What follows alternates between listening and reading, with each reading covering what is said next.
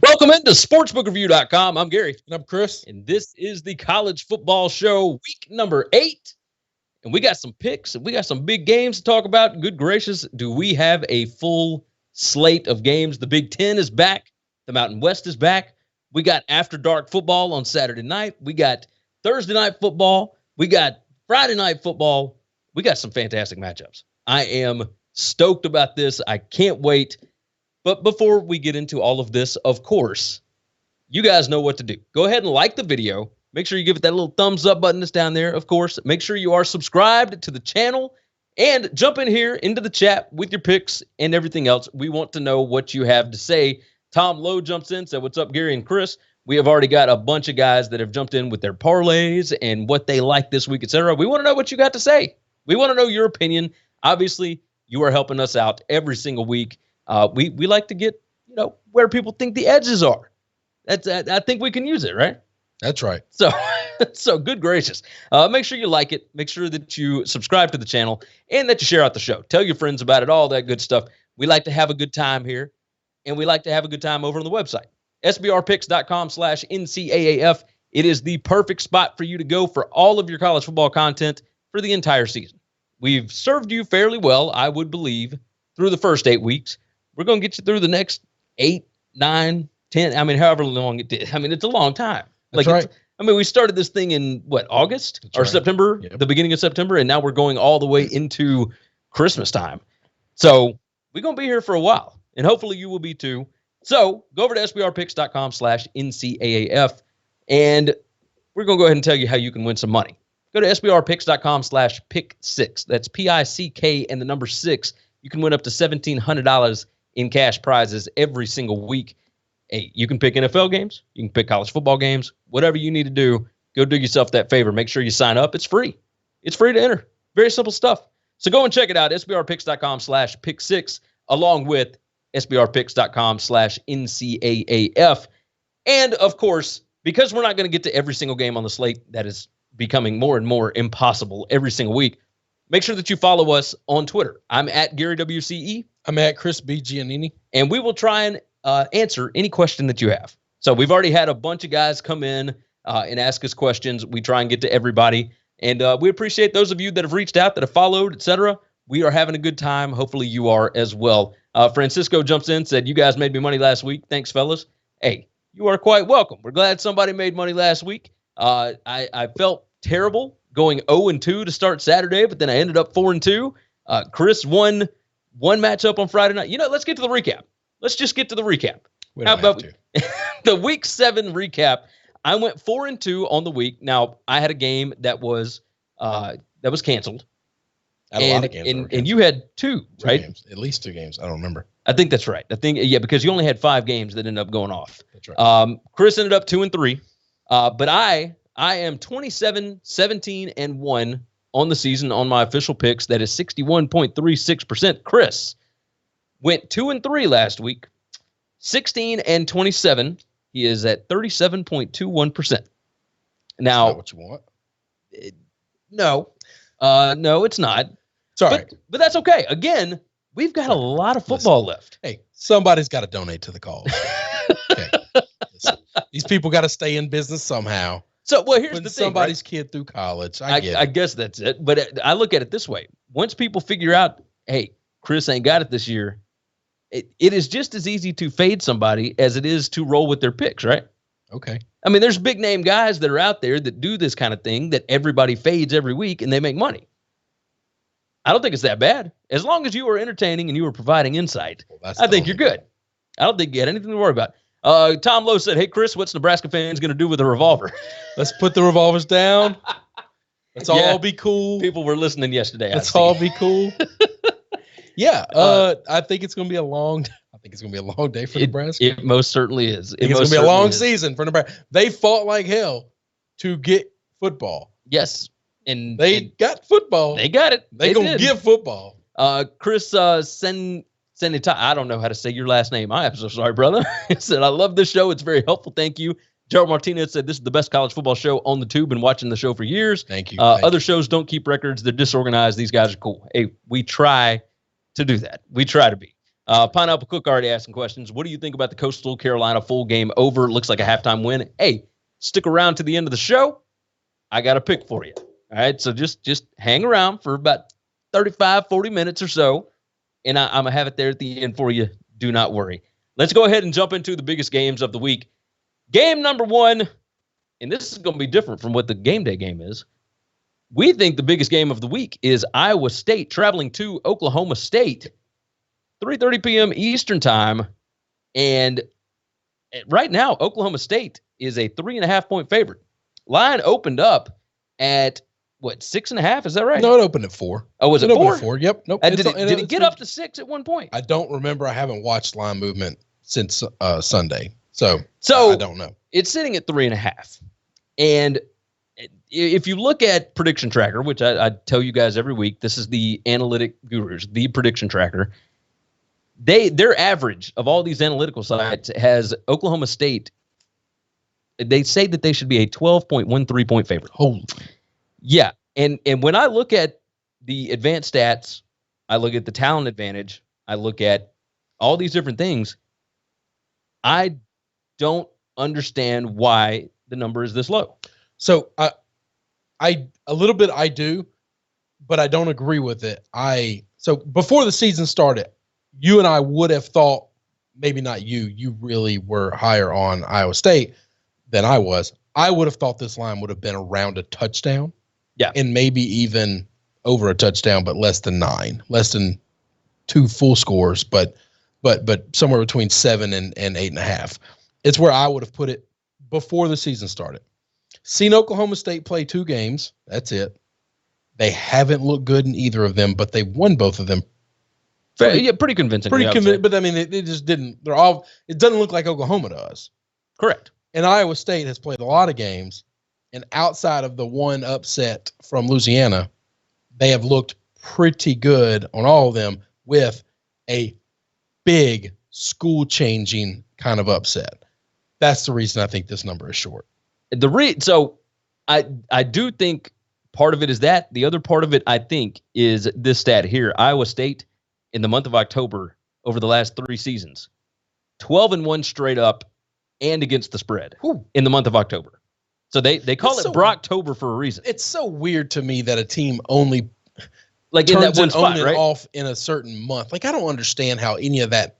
I think that's so correlation and not causation. Agreed. Like, when you give me stats like that all the time, I super roll my eyes because I just think that does not matter. Agreed. Like, analytics don't always matter. Trends don't always matter. But you can find like a sweet spot where all of it just kind of fits together. I just feel like you're getting confirmation bias when you do that. It's like I'm looking for a puzzle piece and I'm just trying to make everything fit. Well, that's why people would take Iowa State in this spot and they would say, hey, they play really good in October. But they're not. But they have. Like, Iowa State has played really well. I'm telling you, October. Right now in this game, they're not. It's 65%, 35%. Now, it's Tuesday. Agreed. It's Tuesday. That could even out. We do know that Thursday, Friday are the biggest days. I think that's because the line percentages. I think that's because the line is so small. It's so short. Yeah. That 12-1, the one there is actually Oklahoma State last October. They are the only team that has beaten Iowa State in the month of October in the last 3 years. Just saying. Yeah. Mike Gundy has got Matt Campbell's number a little bit.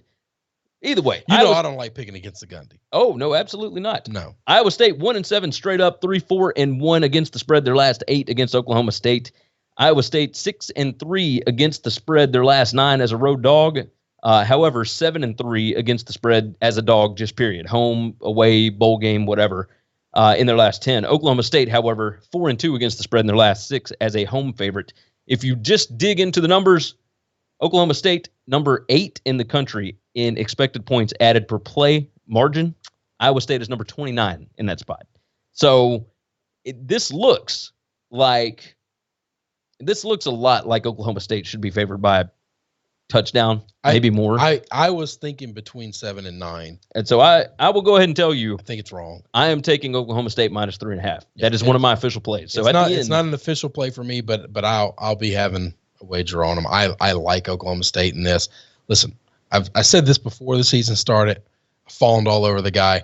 Anybody who can wear a mullet like that and wrestle rattlesnakes, I just don't like betting against. I just don't feel safe. The Arkansas waterfall. Betting against that guy. Okay. It makes absolute perfect sense. He's a little bit of good coach and a lot of crazy. Oh, absolutely. And that makes a dangerous combination. You got that right. Moving on to game number 2 here. We got number 18 Michigan against number 21 Minnesota. College game day will be up there in Minneapolis. PJ Fleck going up against Jim Harbaugh. We got Tanner Morgan, the quarterback for the Golden Gophers. We got new quarterback Joe Milton, quarterback for the Wolverines. Yeah, sure. Okay. Not bad. Not bad. It's for the Little Brown Jug rivalry, back about as old as time, it feels like. Here's the latest news. So this line opened at what, 3.5? I think so. Dropped all the way down to, like, I think Michigan -1. And then news came out yesterday. PJ Fleck said that a number of players will be out. Like, they've got enough players to play. But a number of players will be out. They're having COVID issues. Yes. It opened at 3, and it's still at 3 across the board. Yes, it's back up to 3.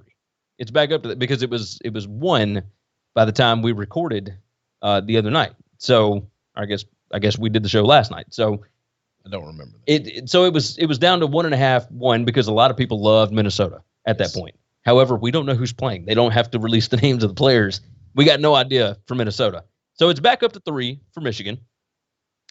Michigan wide receiver Nico Collins decided he's opting out. Now, obviously, we already knew this, but Minnesota wide receiver and probable first-round wide receiver Rashad Bateman is going to be playing here. Joe Milton, we don't know what to expect from this kid. 6'5", 245 pounds. It sounded like he had won the competition over Dylan McCaffrey, so McCaffrey transferred out. He's going to go elsewhere. So this is the Joe Milton show. There's not really anybody behind him. So we going to get what we going to get. Michigan is a young, inexperienced team. That has not done well this year. No, it has not. I don't know. I want different for this, but so far this year, all the teams, it doesn't matter how many stars are next to those names. It doesn't matter how good they are. It doesn't matter how well they're coached. Teams full of sophomores and freshmen have not played well in this situation that we're living in 2020. No, you're correct about that.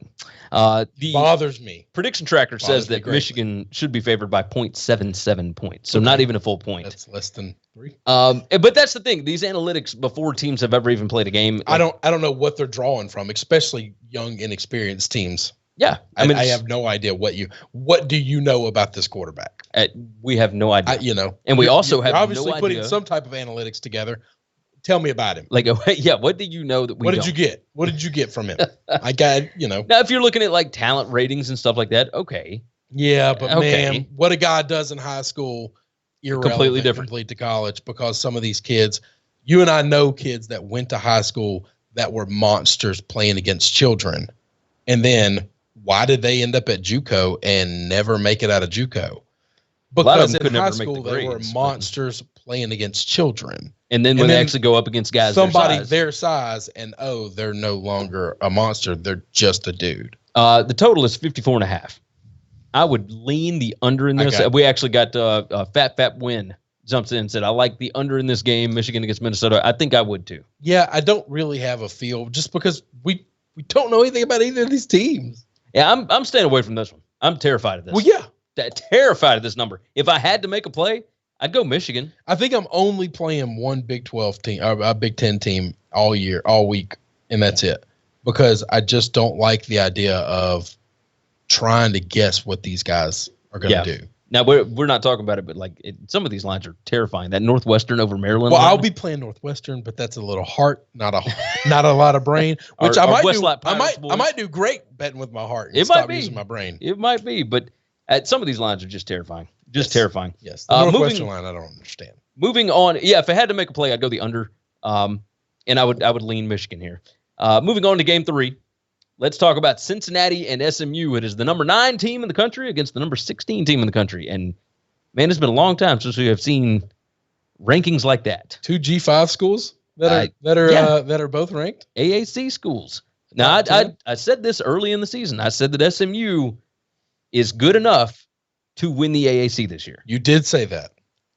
However, I don't know if they are good enough without Reggie Roberson and without TJ. They got to win this game if they want to. Oh, absolutely. Because this is where the ACC's coming through. They got the win over Memphis. They do have that, but it wasn't going through Memphis this year. No. I didn't believe that, and you didn't believe that. Yes, I did not believe that.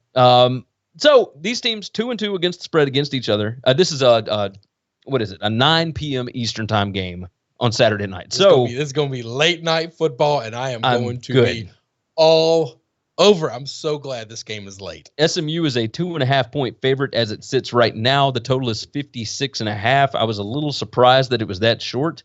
And not the spread, but the total. That tells me that Cincinnati is going to shut them down. Drive this game into the dirt. They are going to muck this game up. It is going to be ugly, ugly Cincinnati football. Prediction Tracker says SMU should be favored by 0.15 points on average. I think that's 2 points too many.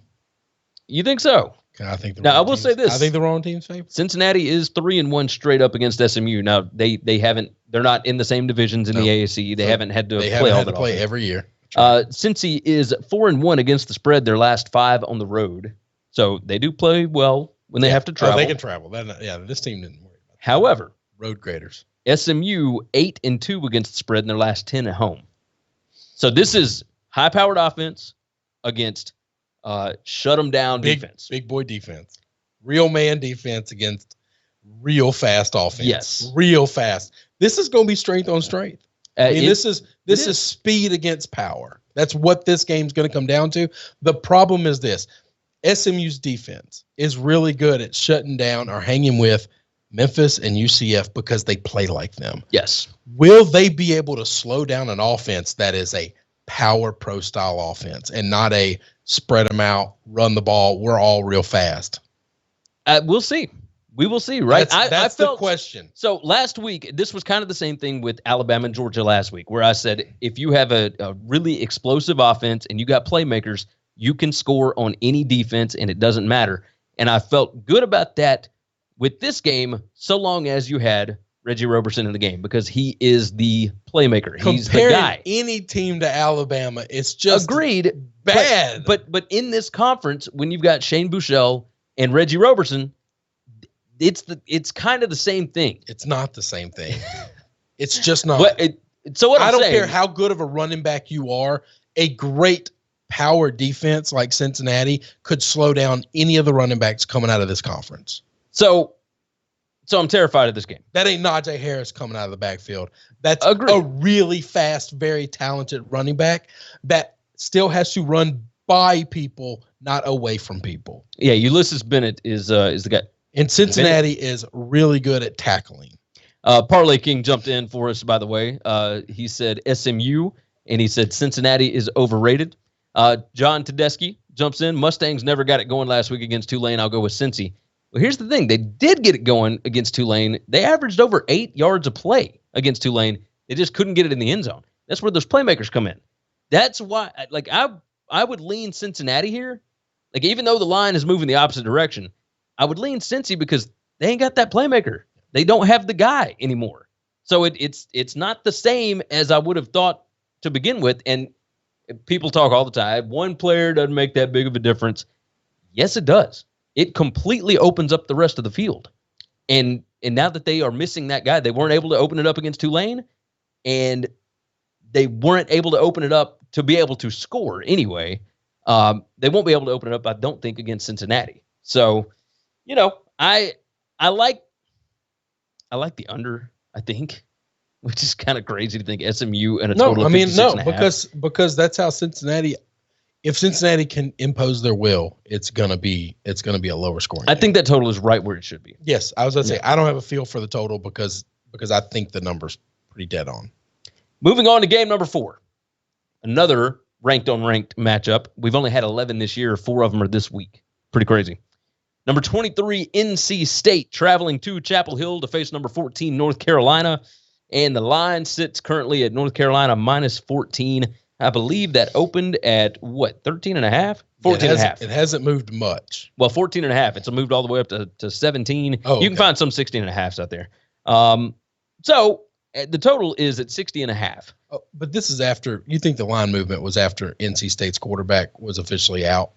So no. It opened at 14 and a half, and they knew that he was out because he broke his. He was carted off the field. I mean, he broke his fibula. Okay. Yeah. So they knew. However, a lot of people don't believe that NC State will be able to hang with them. Look, last year this game was 41-10 North Carolina. NC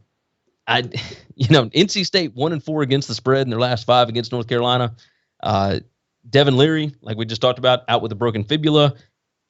Can quarterback Bailey Hockman? Can he perform in this spot? Good. Like he looked okay in game 1 against Wake Forest, but even then his numbers weren't great. He's 58% completion percentage on the year, 2 touchdowns, 3 picks. His yards per play not great. Like, and you've got a pissed off North Carolina. Well, yeah, that's the biggest thing. Who's playing at home? The biggest thing North Carolina's got to figure out is, can they run the football or not? Not can they, will they? They've successfully ran the football against everybody they've played. Yeah. They just seem to stop running it at random times, It's and weird. then they end up punting or they end up taking field goals because they went away from what they were really good at, and I don't understand it. Gregory Simmons said, F UNC, they screwed me last week. Parlay King said NC State plus 16.5. Hey, Parlay King, you can get 17, my brother. Yeah. Greg Simmons said, I'll take the points. Let's see. Christian Bramwell. Gary, do you think North Carolina's defense is trustworthy enough to protect the lead with the point spread and the balance? I do in this spot. And here's why. This is too many points for me. I'm not going to play this game. But if I had to go one way or the other, it would be North Carolina. If I had to play it, I would take the Tar Heels, but I don't like it. You've got the motivation from last week where they didn't show up against Florida State. You've got the motivation of the in-state rivalry, and they take this game seriously. Even when they were terrible, they were beating up on NC State. That's right. I like North Carolina here. Their defense isn't great, but I think their defense is good enough to slow down NC State while they're still trying to figure things out with this quarterback. So, not that they got a lot to figure out. Obviously, they played him in the first game of the season, but this is a whole different deal than Wake Forest's defense. So I agree. That's the way it would go for me. The prediction tracker, by the way, says that North Carolina would be favored by 7.13 points. However, that's not taking into consideration injuries and all that kind of mess, right? So big difference there. Moving on to game number 5 and the last big game of the week for us before we move into the interesting games. Penn State at Indiana. Penn State is number 8 in the country. Indiana is unranked. This is a 3:30 p.m. Eastern time game. And look, these teams 5-5 against the spread, the last 10 against each other. It's kind of surprising to me. Yeah. A little bit. Prediction tracker says Penn State should be favored by 9.25 points. However, we just learned this week that Journey Brown, the running back for Penn State, who was on a lot of All-American candidate lists and whatnot, he will be out maybe for the entire season. Possibly. It's an undisclosed medical condition that they just found out in the offseason. Micah Parsons is out for this season. He has opted out. He's prepping for the NFL draft. So Penn State, who is still the more talented team, it isn't necessarily more talented at some key positions here. Sean Clifford, is he going to improve this year? Hey, he didn't look great last year. They ended up wasn't super impressed last year. Yeah, he wasn't great. Indiana is 1-8-1 against the spread in their last 10 as a home dog. Found that surprising. Usually when the other team comes into town that's better than them, they're a lot better than them. Yes. I was shocked. But I don't know that that's the case in this situation, though. I think this is a massive game for both teams and a very dangerous game for Penn State. It's crazy to talk about look-ahead spots, but Penn State's got Ohio State next week. Yep. At home, they're on the road at Bloomington this week, and they just got to try and get by. Indiana is pretty damn good. And I don't know that Penn State is the most veteran of teams now. They've had some guys have to opt out or are going to miss, and these were all upperclassmen that they were going to lean on. Yes. And I asked you last week when we were talking about Penn State coming up is, I need to know the age of these guys taking over, Because if it's freshmen and sophomores, I don't care how many stars are next to their name. I don't care how highly talented they are. I have seen this year that that's just not something I'm willing to put my trust in. Yeah. Make me take this game. I'm taking Indiana in the points. Even under touchdown, I think that would be the way that I would lean. I'll tell you, if this line was any bigger and I could get a better money line spread on it, I would take money line. That makes me a little nervous because you're not getting quite the payoff. Joseph Gomez jumps in on the chat. He said Penn State has a bad tendency to not blow out teams that they should. Yep. Well, here's the thing. This isn't even a team that you should blow out. Yeah, I don't even know that that's it. I think there's a chance Indiana's pretty good this year, and I think there's a chance that Penn State maybe takes a step backwards, missing all the pieces that they are going to be missing. Yeah. The line is sitting, by the way, at 6 at some spot, 6.5. It opened at 7.5. Marcus Cameron jumps in, said Penn State wins in a blowout. Parlay King said this game's going to be a rumble. See, I like seeing the opposite sides. Now, what I want you guys to do in the chat is tell me your edge, not just Penn State's going to blow them out or Indiana's going to cut. Like, tell me why you think that. That's what I want to know. Just let me know. I want to hear the edge. I want the full opinion, not just, they're going to kick their ass. I want the real deal nitty gritty of what's going on, because you know more than I do about this game if you think that passionately about one way or another. Like, I don't know what to think about this. I can't wait to watch it. I know that much. Let's move into the interesting games of the week. This is kind of our rapid fire segment. These are the games that aren't the biggest, but very interesting. We want to at least talk about it on this flagship show here. Again, we're not going to talk about all of them. Way too many on the slate this week. You can always tweet at us. I am at Gary WCE. I'm at Crispy Giannini. So we will always try and answer your questions if you happen to have one. Interesting game number one here. We got Illinois and Wisconsin. Now, this is a Friday night game. It is at Camp Randall. I don't think there's going to be fans in the stands. I don't think there's going to be for any of these Big Ten games, is it? I don't know the answer to that. Wisconsin, a 19.5-point favorite. It opened at 19.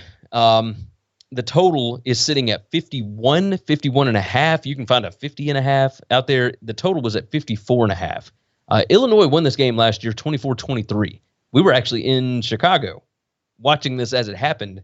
I think Illinois is pretty good. Now, we know Wisconsin quarterback Jack Cohn, he is out for a considerable amount of time. So it is now Graham Mertz time. Illinois is more talented than people would think. Brandon Peters is going to be the starting quarterback. He was the Michigan transfer. Illinois looked pretty good in spots last year.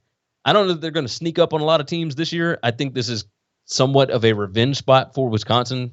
That Illinois loss was the only one that they took outside of the Ohio State losses. Mm-hmm. So they're going to show up for this one. Like, I would, if it's under 3 touchdowns, I would lean Wisconsin. Wisconsin looks like a perfect teaser opportunity in this spot. I like Wisconsin. I'm fine with it the way the line is now. I think Illinois has gotten their talent based off of the transfer portal, but that doesn't always pay off. Agreed. And there's a reason a lot of these guys are all transfer guys. And so there is a revenge factor here. There is you kind of ruined their season and really cost them a lot. I think Wisconsin's going to come to play. It's not like Wisconsin lost their quarterback Monday. Yeah. They've known all preparation time for re-ramping the season up and getting it started back that Graham was going to be the guy. Yeah, Jack has been out for weeks upon weeks now. So. Let's see. Fap Win wants to know, can I get your thoughts on Alabama? Hey, we're going to get to that. We are going to get to that. John Givens, I took the plus 20 and teased it to 21 with some easy money lines on the parlay. Hey, cheers to that. Muhammad said, Gary, what's up, brother? Wisconsin should blow the doors off the team. That loss killed them last year. That's exactly what we were talking about. Parlay King likes Illinois plus 19. I mean, cheers to it. Gerald Martinez said, hope you hit a Mountain West game. So, not on this list. I guarantee you we will once the season gets rolling, but there weren't a ton of good matchups this week. Yeah. Like, we probably could have hit, like, Hawaii and Fresno, but I got to tell you, there's just too many games for us to hit, and they're just not really. But you can tweet us. You can absolutely tweet at us. We will answer your questions. No worries. Everybody, make sure that you like this video, that you are subscribed to the channel, all that good stuff, and jump in the comments. Leave your thoughts and opinions. We would love to read them. Next up, another Friday game. Louisiana traveling to Birmingham to face UAB, and this is a massive G5 game. Massive G5 game. If you're not watching Illinois and Wisconsin, flip it on over to CBS Sports Network. I'm telling you, you will be entertained here. Bill Clark against Billy Napier. These are two of the best coaches in all of G5. That's right. So Sunbelt CUSA tilt here. UAB 21-0 straight up at home since they came back from self-imposing the death penalty, I guess you could say. Shutting their program down. Yes, 15-5-1 against the spread as a home team since that comeback. However, Louisiana 6-2 against the spread as a road dog in the last 8. So this is kind of two trends hitting up against each other. It's two really, really good teams. I ain't betting this one. Nope. I'm going to sit back and I'm going to watch because it is going to be incredibly enjoyable. This line shocked me. This line tells me I think they're begging you to take Louisiana. So it opened at UAB -1.5, and then it jumped up when it just in the last 24 hours to UAB -2.5. It is now back down to a pick 'em in some spots. It's basically a pick game. You're trying to pick the winner. Yes. I thought this line was going to open at Louisiana -3. And so I was ready to bet. UAB +3. It didn't happen. I got out. John Givens jumps in, Kentucky versus Missouri. We're not going to hit that one, but I'm terrified of that one. I ain't touching it. And any of these things we don't hit tonight, hit us up when we do the Saturday show. Yeah, we'll certainly talk about it Saturday. We'll have question and answer time, and we'll go through a lot more games just a lot more quickly. The Colonel brought up Bama and Tennessee.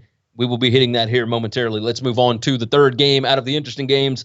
Nebraska going to Ohio State. And I don't know how interesting this game will be, but we do have Ohio State back. There are not a lot of teams that look like they are national title contenders this season so far. And Ohio State could certainly be one of them. That line currently sits 26. At 26. Yep, at 26 across the board. Yep. The total has moved up from 64.5 up to 67.5.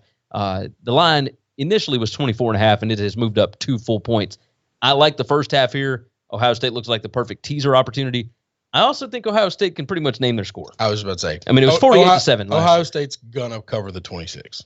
Nebraska under Scott Frost 4-2 against the spread as a road dog. Okay. That shock you at all? Nope. I don't. They didn't cover against Ohio State. I don't care. So they covered against Northwestern last year. They probably covered against Illinois last year. Good job. They did cover against Ohio State 2 years ago. It was like a 36-35 ball or 36-31 ball game. These ain't the same teams, though. Nope. I mean, it's not close. Not even close. Ohio State's going to cover any number you put out there. A prediction tracker says that Ohio State should be favored by 28.73 points. That's not enough. Still not enough. You might be right. Christian Bramwell said, Chris, how many points does Nebraska score this game? Not a lot. I less than 17, less than 14. So what would you set the team total at? 14? I thought last week I missed one bad, and I was so mad at myself. I would 14, maybe 14.5. That's it. You missed. Here we go. Parlay King said Nebraska gets 10 points. Yeah, I'll tell you this: if it's 14.5, I'd take the under. Yep. There you go. Moving on, game number 4 in the interesting games segment: Auburn and Ole Miss. And boy, Gus Malzahn traveling to Oxford to face the Lane Train. I'm stoked to see what in the world is going to happen. It opened at 5 in favor of Auburn, and now it's down to 3. The total opened at 65. It's up to 70.5. And I think that these two offensive coaches are going to throw some haymakers at each other. I agree. South Carolina's defense is significantly better than Ole Miss's. I think a lot of people are but are betting on Ole Miss because of what happened in Columbia, South Carolina last week. I don't think Auburn, I think, is a bad football team. I don't think they're that bad. This game could go either way to me. I could absolutely see it coming down to who scores last, right? Or who has the ball last. Okay. Bo Nix, interesting stat I told you about. There are only 2 quarterbacks in all of football that have a completion percentage below 50% past with a certain number of pass attempts. Right? Obviously, yes. You have to meet a threshold. Marcus jumps in. I don't trust either one of these teams. Yeah, that's truth, right? Bo Nix passes past the line of scrimmage a little over 45% completion percentage. Only 6.7 yards per pass attempt. No, sorry, 6.49 yards per pass attempt. 4 touchdowns, 4 interceptions. They got some issues going on in Auburn. Seth Williams was yelling at his boy Bo Nix on the sideline. You see that last week? I did. Things did not look good. However, you are getting to face an Ole Miss defense this week that has made everybody look good. They made Felipe Franks look like a damn Heisman winner last week. Tank Bigsby, the running back, looks like the real deal. They could absolutely put up a ton of points without ever throwing the football this week. But they're going to throw. They're going to throw the football because it's Gus Malzahn and Chad Morris, and that's what they want to do. And they've got unbelievable receivers. Yes, they do. That they're going to want to showcase. They may not have to throw it past the line of scrimmage, though. They will. They can. They'll be able to. Yes, because Ole Miss doesn't Auburn have has played probably the 3 best defenses in the SEC so far. Kentucky. Well, maybe the 4, right? South Carolina, Arkansas, I guess Kentucky, Georgia. I mean, who's better than those guys? Not Ole Miss. Tennessee's defense might be considered in there. Guarantano just kills them, so that you can't hold that against them. Defense wise, they're fine. But that's the list of good defenses. Parlay King said Ole Miss threw 6 picks last week. Yeah, it's true. Yes. It's true. They won't throw 6 this week. Let's see. The Colonel said if Gus loses to Lane, I think Gus is in trouble. I think Gus might be in trouble. I think Gus is in trouble anyway. I don't know that beating Lane helps him, and it definitely does not help him whatsoever if they lose. I know that for sure. He might not be back on the bus going back home. Like the problem is who do you promote up? Because Kevin Steele. Promote up Chad Morris. No, you promote Kevin Steele. The defense has been what has saved them for the last however many years anyway. I understand that. You got to fire Chad though, because that means the 100%. offense. But here's the problem: who's running the offense if you fire Gus and Chad? That's what was the somebody has to call plays. There's a blog about Auburn. I think it's like As the Plains Burn. It's like a soap opera about Auburn. Like it just gets better every year. I'm sure. It's hilarious. It is hilarious. All right, moving on. Alabama at Tennessee. The Tide heading up to Knoxville this week after a big 17-point win over Georgia. This is rotation 319, 320. I haven't been saying my rotation numbers. Should have put them in there.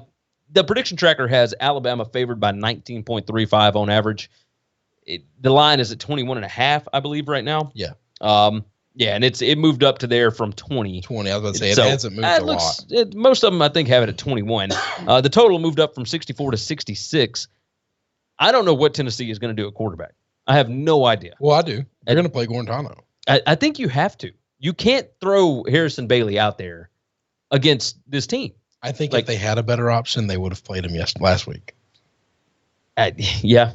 I mean, they had 3 guys play. Brian Maher is still coming off injury, so he didn't play. That was garbage time. It was garbage time, and none of them looked good. And yeah. Like, I'm going to tell you this, though. Kentucky's defense, a lot better than Alabama's defense. Oh, yeah. So, yeah, absolutely so far. Alabama 6-0 straight up, 5-1 against the spread their last 6 trips to Knoxville. They take pride in destroying Tennessee every year. There is, for whatever reason, and I wish somebody could tell me the story, Nick Saban does not like Philip Fulmer. And he hasn't for quite some time, and he takes it out on the University of Tennessee. And now that they've got Fulmer back in the fold, he has been taking it out on Tennessee since then. And I think he continues to do so here. Like, this is a letdown spot. It's a prime letdown spot. But I do think Alabama is so much better than Tennessee. Like, this was a game that Parlay King jumped in. Tennessee is trash. Michael jumps in. Bama rolls and covers. Pineapple Cook tease Alabama. Collect the free money. Tennessee is lifeless. Yeah. Marcus said, I believe anyone can score in Alabama. Georgia might not agree. They didn't score in that second half. I do think Alabama's defense can be got. I just don't know that it can be Jarrett Guarantano. Yeah, I mean, you're probably right. He's not good. Yeah, he's not good. He's just not good at football. Christian Brownwell says, I say Alabama comes out a little flat, especially on defense. This could be an easy over, and Guarantano cannot be worse, right? We've said that. I don't know. Like, I mean, the only thing that scares me about this game, is this a kitchen sink game? Is the reason Tennessee looked so bad last week because they weren't worried about that Kentucky game at all, and they were looking completely ahead for this. And I'm not saying kitchen sink game as in they can win the game, but throw everything at them and keep it within 2 scores. Our boy, the Vol Colonel, jumped in. He said 55-17 Bama. That sounds about what I would guess if I had to predict the score. I'm glad you did it for me. I mean, good gracious. Look, this game always, like every year, it somewhat terrifies me because we do have those. that you do have those years like last year, like 2015, where it was 19-14, like the Lane Kiffin year in 2009, where Bama beats up on everybody, but then you got a first-year coach in Kiffin that comes in, and it takes a blocked field goal. It takes a miracle to win the game. There are those. Muhammad said Alabama's secondary is really bad, but Guarantano isn't the guy to take advantage of it. That's my problem with this game is while Alabama can be gotten, they need to be. It's in the middle of the field. They need to be gotten through the air in the middle of the field, and Guarantano's just going to throw picks there. Yes, like that's our safeties are not good. I say everybody knows I'm the resident Alabama fan. Chris, the resident LSU fan. Somebody called my team trash on here. I saw it. I didn't see that. There was somebody in here talking good about Will Muschamp. You like Boom? You like Coach Boom? So Alabama's cornerbacks are both NFL guys. You're not going to complete a lot on them on the outside, but you can get them in the middle. The safeties not real good. The middle linebackers ain't real good in coverage. Dylan Moses has cost himself so much money this year. I mean, it's absurd. If he you should have gone to the NFL, brother. Year, he's a second round pick at worst. Yeah, and now he's going to struggle. Yes, I think he's still going to get picked. Yeah, and he can improve, but man, it's been bad.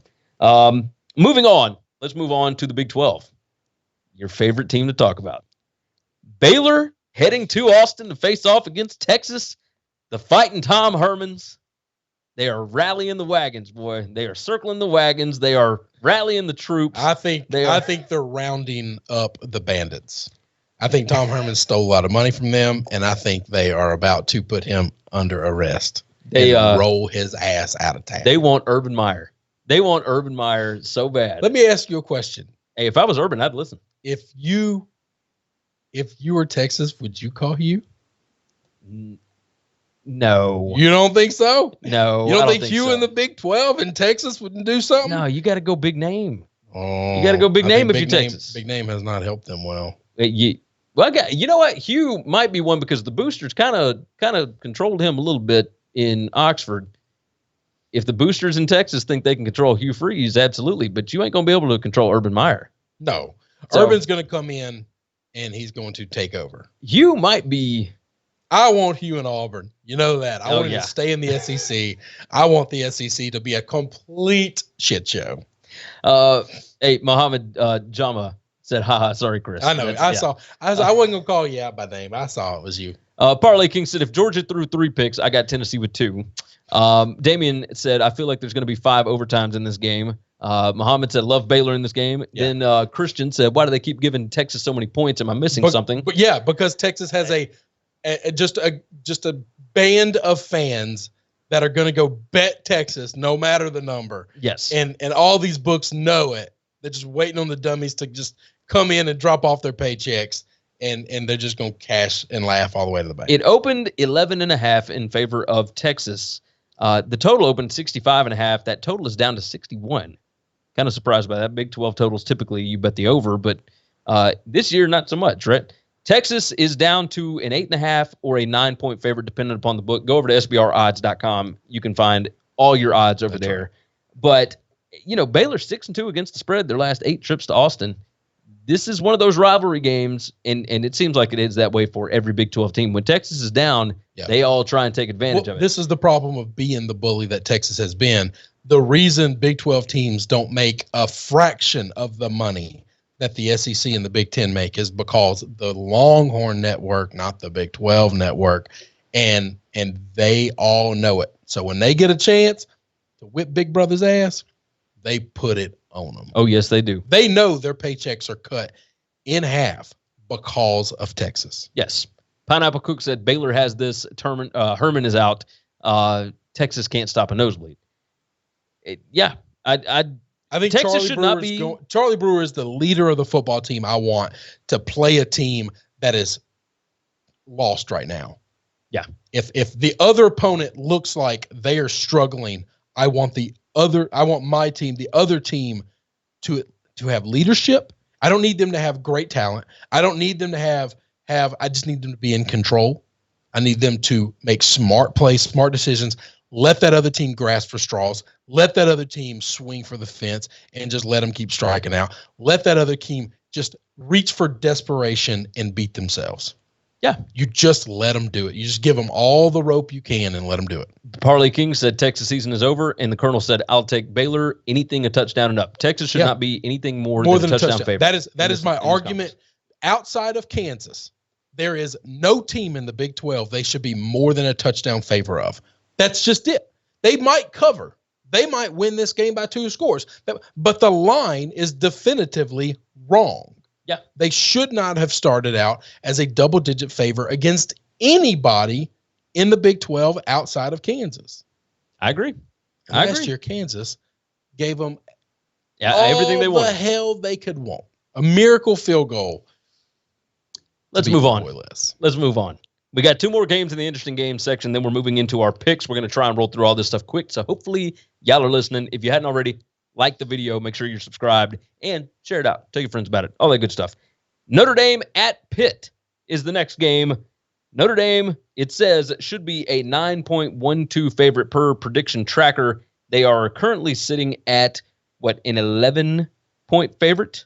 10.5. It looks like across the board. It looks like it moved on me a little bit. Nope, you can still get 11s out there. I thought it was still 11. You can still do 11s out there. It opened at 9. Notre Dame is now an 11-point favorite. Total 49.5. That has gone down to 43.5. Notre Dame has only 3 completions of 20-plus yards on the season. That is not good. Navy has more than that. I mean, they are very, very, very bottom of the entire sport as far as that goes. They have no explosive guys in their skill positions at all. They have guys that are hurt now.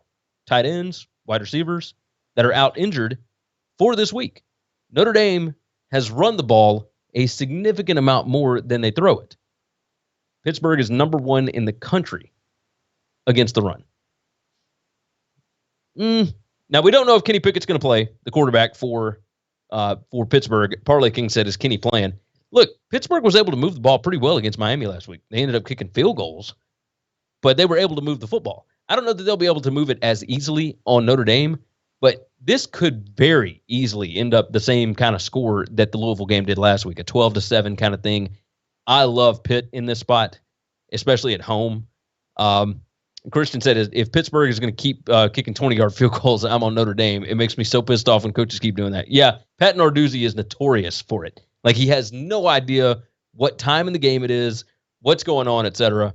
Notre Dame is just not good right now. They're not great. They're struggling. So I like Pitt in the spot. That will be one of my official plays. Thoughts on it?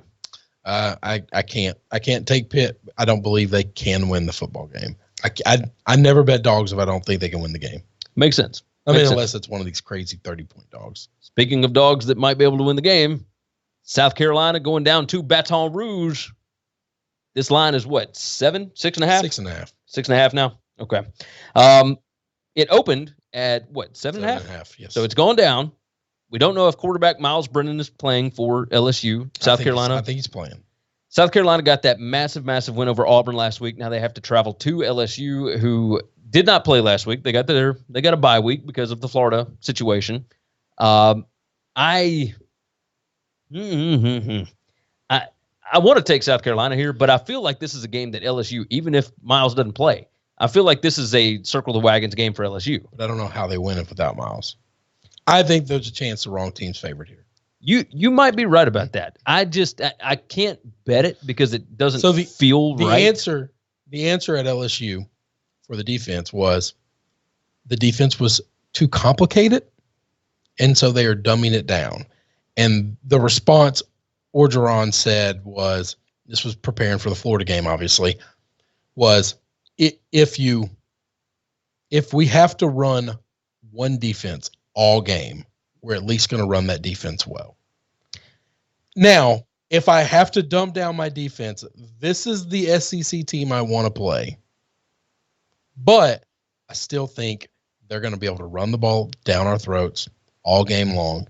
And I think we're going to struggle to stop them on defense when they're on offense. I think they can score. Yes, they can run the football. They can run the football and well. Colin Hill is not a bad quarterback. No, he's a more than capable quarterback. And if Miles doesn't play, then I don't think we have it. I don't think we can win that game. You might be right. You might be right. Damian Hernandez. I know. First, Damian comes in. Crap. He just throws an unnecessary shot at the Patriots. Completely uncalled for. And now he's calling you Tigers the Jets? I Damian, swear. I don't know what I did to you, Damian, but I'm sorry. I am sorry. Marcus jumps in. He said South Carolina wins the game. The Colonel said I got South Carolina early at +7. Yeah, I did the same thing. I did. That's the play. Yeah, that's 100% the play. And South Carolina, I am morally opposed to ever betting against my team, but there is a part of me that wants to bet South Carolina just so I can put my stink on them and hope my guys win and cover. That's not bad. I'm morally opposed to doing it. I don't have a lot of morals. I'm not claiming to be a good person. I absolutely don't. I'm morally opposed to that. That's one of the things that you and I disagree on. If my team is playing, it infuriates me. If my team is playing like garbage, I have no issue. I have a problem with that. Hey, I judge you harshly for it. Hey, look, I'm already going to be hurt by my team losing anyway. I may as well fill my pocket while I'm doing it. So I got no problem with it. I think your team should all die of dysentery if you do that. I just think it's the worst football karma you can ever put on something. Damian said, "Hey, Chris, keep picking against the Bears." I don't keep picking against the Bears. I picked against them when they played my Patriots, yes, and when they played the Bucks, sure. And you beat them both. Who cares? Oh, Lord. All right, let's move into our official picks. We will go quickly through this. We've kept you guys longer than usual today. We appreciate all of you hanging out. A lot of games. Rotation. Yeah, it's a lot of games. It's a lot, and it's a fraction of games we're hitting on. Yeah, and these are really interesting topics that we like hitting on. But we appreciate you guys hanging out with us. Of course, like the show. Make sure that you are subscribed to the channel, all that good stuff. Christian, by the way, said, seems like a rally the troops game for LSU. I would feel a lot better if we had 85,000. I know that the Rona people would not like that. I would feel a whole lot better if we had 85,000. You got that right. The 13,000 is going to be there. Ain't going to help. Gary's official picks for the week. I am 27-17-1 on the season, as I stated earlier. And here we go. We're going through quick. I'll give you very brief rundowns on the games that I haven't talked about. Arkansas State, I am taking them +13 against App State. If you look and you see that App State has this great pass defense, they have not played a team that throws the football. They haven't. And Arkansas State can throw it well. And they have got playmakers. And when their playmakers, their wide receivers play on national television, they show up every single time. I think Arkansas State has a chance to win the game. I don't think App State is that good this year. I am rolling Arkansas State +13 on Thursday night. I got a little money line on that. Believe that. Oh, I love Arkansas State. Moving on to our boy Hugh. Southern Mississippi is headed up to Virginia to face off against Liberty and the Liberty Flames. And I love Liberty in this spot at -10. Okay, you can find the line at 10. If it goes down further than that, I don't believe it will.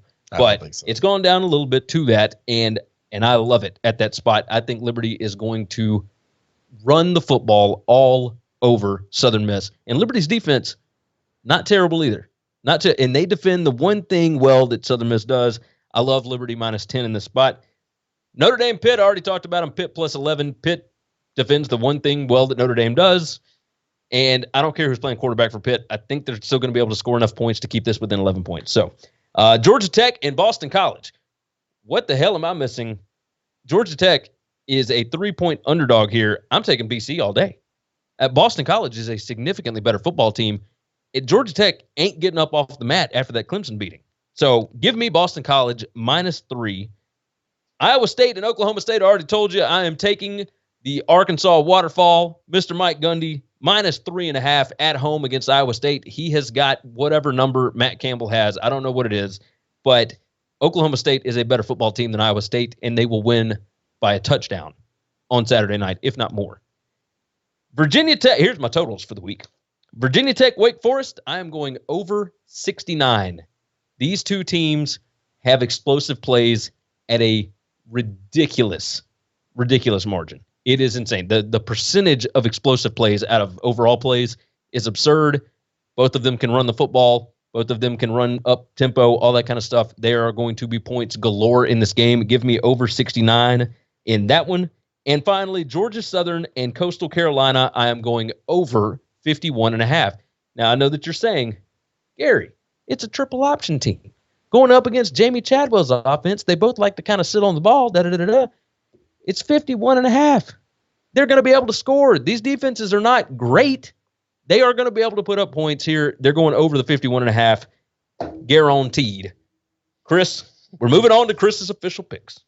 Give me Florida State +5 against Louisville. I think the wrong team's favorite. I think Florida State is getting better little bit by bit every week. I know they're coming off of a big win, but they have played so badly, they don't get the luxury of smelling themselves, of feeling themselves. They got to keep improving week by week. Well, they had a good week or a good half last week, and then they played like garbage in the second half. That's probably good. So you got a lot of coaching tips, so you can really get in somebody's butt. One more time into the drink with Ole Miss. I got them at +3.5. You can still find that hook out there somewhere. Most places are at 3. I'm sticking with the hook, and I think there's a chance Ole Miss can win this game. I really think that they're the better football team than Auburn. Auburn is desperate. That's the only thing you got. Auburn's desperate. I like desperate teams at home. I don't like desperate teams on the road. Anyway, Ohio State is going to absolutely destroy Nebraska to a point in which Nebraska fans are going to really hate that they fought really hard to get football back. I don't care the number. Take Ohio State. It can't get big enough. If they swapped this number with the Clemson number, I'd still take the number. Just putting that out there. Hey, that Clemson number, by the way, just to interrupt you. 45 and a half. No, it's up to 46, 47 in some spots, I believe. Mother of pearl. I would take Syracuse. I would 100% take Syracuse. I think it's the only play you can make because Clemson tries not to blow teams out. We talked about this before we went on. Clemson had a vendetta against Georgia Tech for something that happened last year. Dabo and that bunch actually respect Syracuse. So. Well, they haven't ran it up on anybody until then. Exactly. So, all right, back to you. After Ohio State, Marshall is undefeated and undefeated against the spread. Marshall is bringing in FAU, not a team I think is very good. I think Marshall is a very good football team. They are going to have their way with them. You got to lay 17. That line movement has killed me. It opened at 14.5.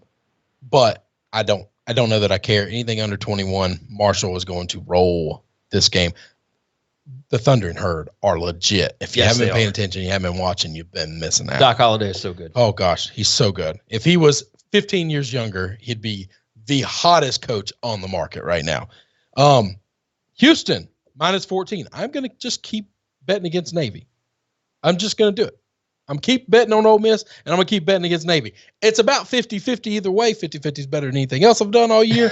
But I think it's going to start going in my favor a little more. It's a bad football team. In Houston, it's a very good football team. 2 touchdowns, don't scare me. Navy can't stop this team. Baylor, +9, official pick, official play. There's a chance Baylor can win this football game. But even if Texas is desperate and he's the miracle to win it, Texas just should not be more than a touchdown favorite against anybody. So this is a principal play, and I love Baylor. So I'm in on that. And Cincinnati +2.5 at SMU. I wanted so bad to bet Cincinnati against Tulsa last week. When that game got canceled, I got upset. I just can't let another week go by without betting on them. I love this team. I love Luke Fickell. I love the way he is coaching this football team in the American, where all of the top-tier teams play fast, speedy, crazy athletic, spread the ball out, offenses. I like a guy that just wants to hit you in the face. I can understand it. All right. Hey, by the way, did you see in the chat? While I was talking, I didn't see anything. Did you see Hank up there? I don't know. Hank said Gary is the GOAT. His knowledge and work is amazing. He said, thank you. Well, thank you. I appreciate it. I just had to point that out, make myself feel good for a minute. All right, so Muhammad wants to know what Clemson's issue with Georgia Tech was. Something to do with weightlifting on the field before the game. They were messing up Clemson's grass. Georgia Tech brings their weight equipment, like free weights. Yeah. 2 games and when they go on the road, and they bring them out on the field while everybody else is warming up, and they lift free weights, and they try to tear up the other team's grass. Well, they don't. I don't think they always try to. I think they always try to. Either way. I think they're dicks. That's what I think. Anyway, do you have any parlays this week? No. I've got a money line parlay and a 7-point teaser. 5 right. Let me go on and tell you what my 5-team money line parlay is for the week, and we will get out of your hair. Memphis, Liberty, Marshall, Virginia Tech, and Miami, Florida All they got to do is win. All they got to do is win. It's a plus 168 payout. So $10 will win you $16.80. That Memphis game scares me. It should, but Temple's not great this year. The spread terrifies me, not the game so much. Okay. 7-point teaser here. We are going Syracuse plus 53 because that is absurd. Ohio State minus 19.5, Kansas State minus 13.5, and Virginia Tech minus 3 over Wake Forest. That's what I'm doing. John Tedeschi said, what, Georgia Tech? Yeah. That's what happened last week. That's why Clemson ran up the score, just so you know. So, with that said, anything else we need to hit?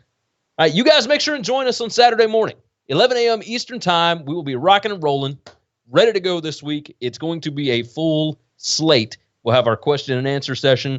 We will go through the games that we kind of hit for the opening line show, knocking it all out before the games kick off this week. Pineapple said Southern Miss is taking liberty. You have watched two completely different teams than I have, my friend. With that said, let's go ahead and tell you how you can find us. SBRpicks.com/NCAAF. Don't forget, you can win $1,700 in cash prizes every single week over at SBRpicks.com/pick6. That's PICK and the number 6. You can find all these links in the description below, by the way. So make sure you like the show. Make sure you subscribe. Make sure you tell all your friends about it. Share it out on whatever social media you got, Ding Dong and TikTok and everything else, whatever it is now. Because I don't know. I mean, my daughter's on so many stupid social media. It's so ridiculous. Anyway, with that said, what else do I need to hit on? Oh, our Twitter. Hey, if we didn't hit on your game, reach out to us. I'm at Gary WCE. I'm at Chris B. Giannini. And we will answer your questions. We'll talk about whatever you want. I have I will be continuing my deep dives on just about every game. I look at every single game, the analytics, try and figure out where the edges are. So if you want my opinion or why I'm staying away from it, I'll let you know. So we will have articles up over at sportsbookreview.com, SBRpicks.com/NCAAF later on in the week. You can read us over there as well. Our crew behind us that makes this show possible are absolutely the best. Make sure and thank them in the comments. They are the ones that do all the magic. We just get to sit here and talk about football with you guys. So we got a great crew. We got a great bunch over at SBRpicks.com/NCAAF. With that said, for sportsbookreview.com, I'm Gary. And I'm Chris. And we will see you all on Saturday morning.